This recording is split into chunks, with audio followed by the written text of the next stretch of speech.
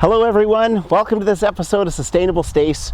We're talking potatoes today, and not just any potatoes, but performance potatoes, and I think it'll make sense as we get into the episode. I'm going to take conventional seed potatoes and grow them the way I've always done it with smashing success, but I'm going to pit those traditional rows of hilled potatoes against the same quality potatoes in the same conditions in large containers. We're going to do some time trials over a period of days and see how one does against another. We're going to learn from it, be inspired, and know what the best way is forward from here on, absolutely and conclusively. Stay tuned and watch for potato performance. Here we go. I'm Stace. For me, healthy food and sustainability are totally connected. You can grow it yourself. Nature is generous. Okay, so we're in the garden. It's a warm, sunny day, and I've got a total of 9 certified seed potatoes. Now, you may or may not have in the past, when growing potatoes, chosen to plant them whole, no matter how many eyes or chits there are on them, or divided them up, believing and understanding that every one of these eyes can grow a potato. So we want to put that myth to rest, along with the containers versus row method, and we're going to be able to do both today. So just to be clear, I've got all of these different eyes on here, and each one's a potential plant, and I'm just going to take a sharp knife and I'm going to divide the potato, but only some of them are going to be divided like this, and in so doing, cutting it like that, we've now got what's going to be 2 potatoes. So when we plant them, the wet side that was just cut is going to be down, and the part that's going to become stems and stalks and leaves to get energy and be our solar panels are going to be up. And some of our potatoes will be planted in halves, and some will be planted in wholes, and I'll explain to you what I'm talking about as we get into our trial. So behind me you can see some drip lines, and we're just going to plant the part in the foreground that's closest to us, and we're in fact going to just plant potatoes in 3 places on the right and in 3 places on the left, but in wholes and halves. And you see we also have containers. So this is the basic idea, if it doesn't make sense so far. We're going to take potatoes. We're either going to cut them in half on the left side, or we're going to leave them whole on the right side. And on both sides, we're going to use 3 pieces. 3 half pieces here in the row, and also 3 half pieces at the bottom of the row in a container. We'll be able to compare when we harvest them to see how well half potatoes did in the container against in the row.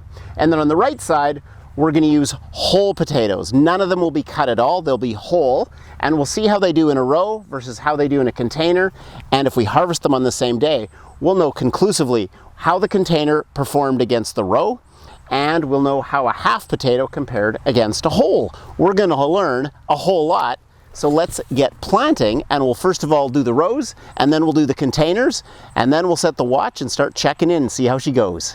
So if you look closely here, you can see that on the half side, I've put 3 half potatoes, and each of them is under 1 dripper. They're 30 centimeters or 12 inches apart. So they're just going to be gently, lightly covered with soil and continue to be covered as they grow up and through the soil that's covering them, mounding or hilling them up as we go. So now over on the whole potato side, we're just going to come in here. You can see when it's level, which will increasingly happen as we mound up the row. There's 1 drip right there. There's 1 drip right here. There's 1 drip right here. And again, we're just going to gently, minimally cover them, and then as they sprout through and get nice and warm, we'll keep on hilling them and mounding them increasingly. And as a result, the potatoes should just keep on growing up the root system as they rise, and we'll just keep on hilling them. We don't want any potatoes poking through the soil, because then they'll color green from the sun hitting them, and then they're not healthy to eat either. We get way more production if we just keep on mounding them in a timely fashion. So just enough with a sprout sticking through on each of them, and they're good to go. And now let's get on to filling our containers. Just a couple things to note in terms of how high the bar is in my mind for how containers have to perform to beat out hilled rows of potatoes. With certified seed potatoes in the past, I've documented how much I can produce in a row. With one 12-foot row, with drip watering, just like I have here, I put in 12 whole potatoes, so 1 every drip, 12 in 12 feet. And from that, I dug them up and weighed them when they were mature, and I got 100 pounds of potatoes. So almost 8 pounds of potatoes, about 8.5 pounds of potatoes were produced from each one of the 12 seed potatoes. So that was with a red Warba. Today I'm using a Norland seed potato, just if you want to see the variety of potato. I always love red potatoes. They're always the ones I go for first over white. Anyway, we've got the rows going and they're dripping. We've got the containers almost half full of soil, and I've actually countersunk them into the soil a little bit, and I'll explain what I'm going to do in a bit to try to retain moisture in the containers both at the bottom and at the top. But for now, let's just place the potatoes, 3 halves in here, 3 holes in here, and then we'll top them up. And yes, the containers aren't exactly the same size because they're just the 2 I have, and they're a little bit different. I'd say this is about 20% bigger, but they are whole seed potatoes going in here and half seed potatoes going in here. So I hope that works out and it doesn't really predispose the outcome one way or the other. Okay, pretty straightforward. I've got 3 half potatoes on this side. About at the halfway mark, I'm gonna top them up with soil. And I've got 3 whole potatoes at about the halfway depth on this side. So let's fill them up and keep rolling.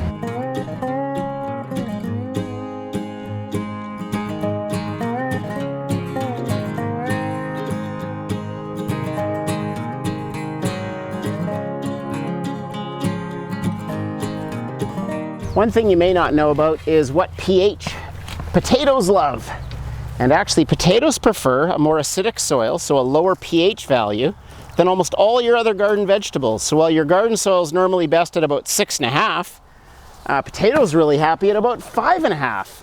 So for that reason, I've got some mulch here that's from fir shavings, from trees that were chipped nearby, and I'm just sprinkling a little bit of that mulch to lower the pH, acidify the soil, and I'm doing it on both the rows of hills and I'm doing it on these big containers. So again, we're trying to keep everything even Steven, so that if we can acidify the soil in all the areas, things will be good. And then I'm going to use this same mulch and I'm going to put it around the base of the containers, which I've kind of dug into the garden bed. And I'm hoping in this way that moisture will be retained because I don't have drip irrigation going into the containers. So I'm hoping that with a mound of this bark around the perimeter of the base, the moisture will be preserved and the pH will be held at a level that the potatoes are the most happy and they're just singing and performing. So there's basically a nice little collar of bark chips all around the bottom and sprinkled on the top. Only one thing left to do and these guys are going to be golden. There's going to be a bit of a trade-off on labor. In the rows that are mounded, I'm going to have to come occasionally and heap on more soil, but the watering is going to be automated. In the containers, I've put the potatoes mid-span, halfway down in the soil level, and I'm theorizing they're just going to grow up and come through and do beautifully, but I don't have a way to automatically water them. I haven't got that set up. So I've got the collar of bark chips around the bottom. Now I'm going to use straw as the topmost part, and I'm going to put straw mulch on top, again, to conserve all the moisture that's there. And once the mulch is on, we get to the hardest part of gardening, which is wait for the harvest. So with this mulch on top, we've got our half potatoes here, we've got our whole potatoes there, and it's time to start waiting. Hurry up and wait. We'll check back and see where we're at. And for now, all I'm going to pledge to do is once a week, I'm going to split this can of water. I think it's an 8-liter can. I'm going to put 4 liters on one container and 4 liters on the other container, so it's equally moistened, and we'll see how they compete and go to battle. Get them nice and soaked, and we're going to check back in soon and see where we're at. Here's where we're at in the world of potato performance. It's been exactly 3 weeks, 21 days since we planted everything. The half in containers and hills on this side, the whole in containers and hills on this side, and other than adding water, I've done nothing. I haven't prepped up or boofed the straw at all. I haven't even added soil to the potatoes because I've been away on vacation. I've just let it happen. So today at day 21, we're going to do 2 things that keeps everything moving forward, and then we'll probably pull back for another 3 weeks. And then at 6 weeks, we'll start harvesting to compare and see how things did container to container, hill to hill, and half to whole. So I'll just show you what 2 things I'm going to do today. So the first thing you'd want to do is just get the soil in. It's very dry, it's been hot, and any extra soil we can get back around these potato plants is going to create more location and real estate for the potatoes to keep growing up in the soil without anything having exposure to sun that we want covered up. So we're just getting as much of the soil that we had dug out, mounded in around and even, and things are very mounted up on that side, and now we'll just pop over to the other side and do exactly the same.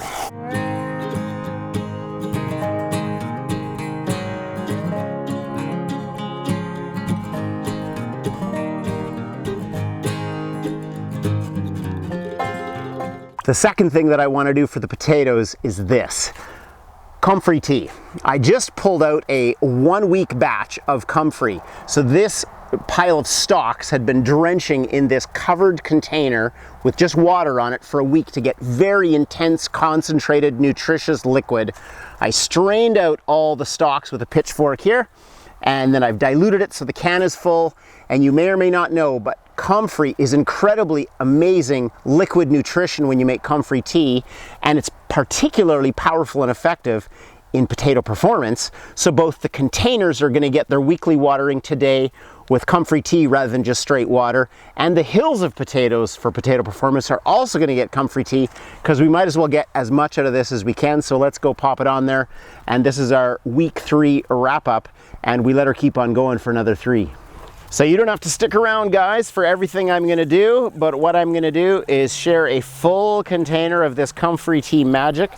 Let's pull off the stopper on these 2 containers, and then I'm gonna share another watering can container on the rows, and they'll have all the love they can muster for this week's watering.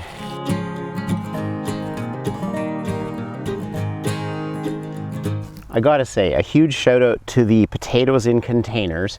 You know, you remember these are countersunk into the soil with some soil kind of dug out and they were placed into it, and then bark chips and straw around here. And I put the potatoes about halfway down, like way more than a hand span down into the soil. And especially on the full-size potatoes, my goodness, they've come up so far. It's incredible, and they're well insulated. So I think that those weekly waterings have been working for them. There's a lot less activity on this side. You can see one sprout coming out here. There's another sprout that you can just barely see over on this side. I don't know if there's much else. I'm not going to investigate. But when you put your hand under there, it's warm, it's wet, it's kind of slimy, so it's holding moisture. It seems while you're watching this as a video that nothing has elapsed, but some stuff suddenly grew. It's been 60 days since we planted hills and containers of half and whole potatoes, and I'm ready for the weigh-ins today. I've got a little sheet of cardboard just like the one we used at the start, noting that it's been 60 days, noting that we have half side and whole side containers at the front and hills at the back. We're going to pull out the handy dandy farm scale and weigh things out and see how it's looking. It's gone amazing. I believe I've been true to my word. I haven't checked on what the growth has been like in the hills or in the containers. I haven't dug in and checked it all. So we're just going to see how it's going in there. And before we do, I just wanted to note to you a couple things related to potato performance that I've kind of come out of on this. One is that in doing this, there were no weeds to deal with, partly because we hilled up the hills a couple weeks in, and from the start we put straw on the containers, so there's been no weeds to deal with.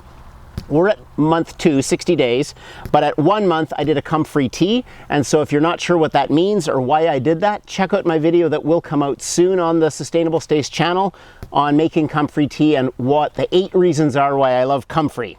All I added was water, nothing else, because it was healthy soil with lots of good compost in there. And other than the Comfrey tea, all I did was add water as originally noted. Straw works. So the straw that we put on the top of these containers, I haven't done anything to it. It has worked because I know there's no potatoes poking through, and so there's no sun damage. And I did check once and put my finger in, and it was moist. So I know that the straw has retained moisture and protected the potatoes. And finally, the much contested question, should you remove the flowers when you're growing potatoes? Some people say the flowers should be removed because they're going to like mess with the energy of the potatoes being grown underneath, and thus removing them will help increase your yield. Other people say no, it's essential. I've read numerous different efforts of different people who have charted it, even university studies. I've done a few of my own experiments, and I've concluded it's unnecessary labor to remove the flowers. I just let these flower, and they have finished flowering, and no, they're not completely dying out, but you can see on the half side they're starting to wither a little bit, and so I believe it's a good time at 60 days to pull them out, and I did not remove any of the flowers. I just let them flower, and then the flowers faded. So we're in the midst of an abundance of time in the garden. I'll readjust the camera and we'll start unearthing and weighing all the potatoes and see if there's some conclusions we can draw. I look forward to seeing what happens. Here we go. Okay, so we're starting out with the half potato in a container. It's heavy, and remember it was kind of countersunk in the soil. So we're just gonna dump it out and then put the potatoes that we find into a bowl and put them on the scale and measure them. We'll see what we get.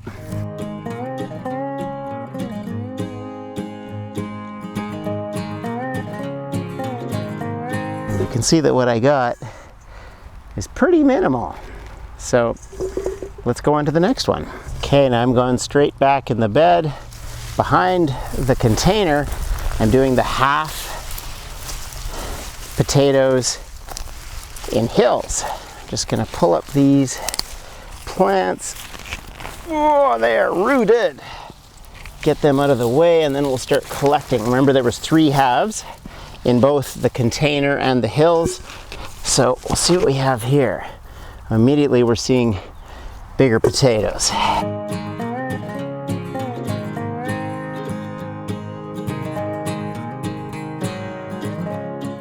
Okay, it looks to me like the half in a hill looks kind of like that. We'll wash those up and then we'll go on and keep picking. Okay, so just a reminder, I'm charting the weights after I wash the potatoes.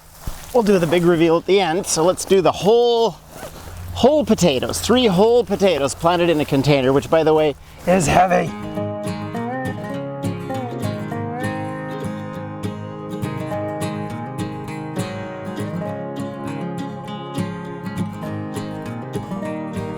Okay, I think we've got all of that.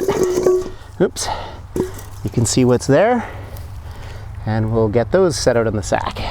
So we've got the half container and the half hill row done. The whole container and now the whole hill row is the last one to do.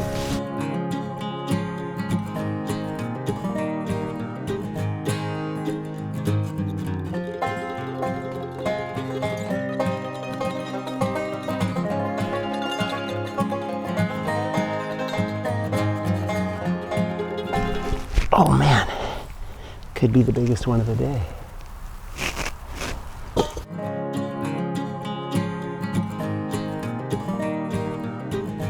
There's the last of them. Well guys, the results are in. Altogether, the 4 different methods combined in 60 days produced 16 pounds of potatoes, and all this combined to 16 pounds, and more than half of it is right here, a whole potato grown in a hill. Whereas only 1 of the 16 pounds was grown from a half potato in a container. So half potatoes in hills did better than whole potatoes in containers. So in both cases, container to hill, the potatoes in the hills won, and even the half potatoes in the hill beat out the whole potatoes in the container. Wow, there are some hard conclusions to draw here. I feel sorry for the people who have limited space and generally are defaulting to containers, because we've learned something very powerful and conclusive here in terms of how hills perform compared to containers. I'll just pull in a little closer and show you the numbers on this. And I want to just remind you of 2 things. As I was washing all these, you might have been seeing the water go down my laundry sink, which by the way is a beautiful thing to have in the garden. I want to let you know that under that laundry sink drain, I have a big 20-liter pail that catches all of the water, and then I use that for large fruit trees and things like that that don't have drip irrigation on them. So that's the first thing. And the second thing is, this takes a lot of work to put together over many days and many hours. I hope you've hit the notification bell so that you keep on subscribing to Sustainable Stace. Let's turn this around and show you the numbers method by method on potato performance as a wrap-up. We're here for a recap for all of you accountant types who love to look at the actual numbers. Maybe you came in, and I'd love to hear in the comment section of this video, maybe you came in with some biases like I did. I thought containers were going to be epic, And I was so excited about how the containers would go because I've seen so many videos about containers being amazing. And I know they are for many applications. But boy, for potatoes, they like real estate. So just as a recap by numbers, we have the hills and we have the containers, we have the half potatoes and the whole potatoes.